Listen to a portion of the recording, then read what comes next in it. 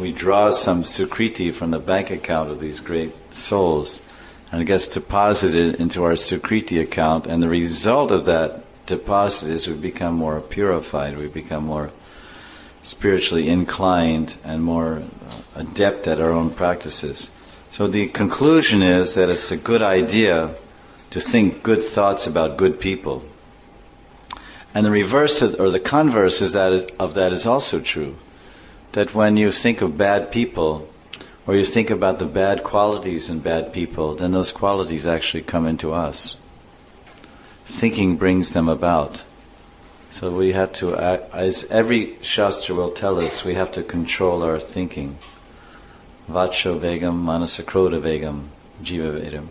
This manasa vegam, the pushings of the mind, have to be controlled by higher thoughts. It's all about thoughts. We live in a world of thoughts. This is a ever-present activity of the human being, is thinking. Thinking, feeling, and willing. Manana, bhavana, and kriya, willing. So itcha means desire, thinking, feeling, desiring, or willing, action, kriya. So we're always thinking something. We are observers of the thought world. We are actually thought witnesses. We the jiva, we the individual jiva, the shakshi within the body, the kshetragya. Krishna says in the 13th chapter of the Gita, there's something called kshetragya.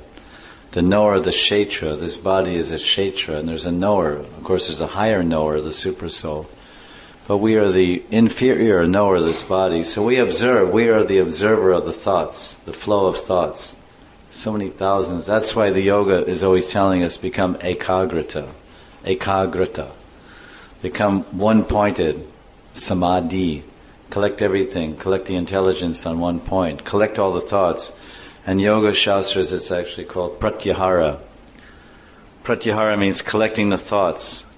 Letting go of useless thoughts, just let them fly out of your mind, and collect the good ones and concentrate them into 10 good ones into one perfect one, and make one perfect thought in the mind, and concentrate that perfect thought, and then go deeply into that perfect thought, and that's what is called ekagrata.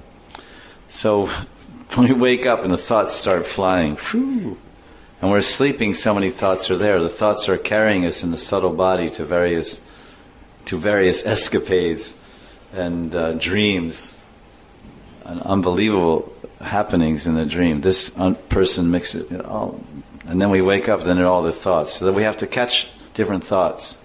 Thousands of thoughts come into our brain, and we have to catch different ones and move with that.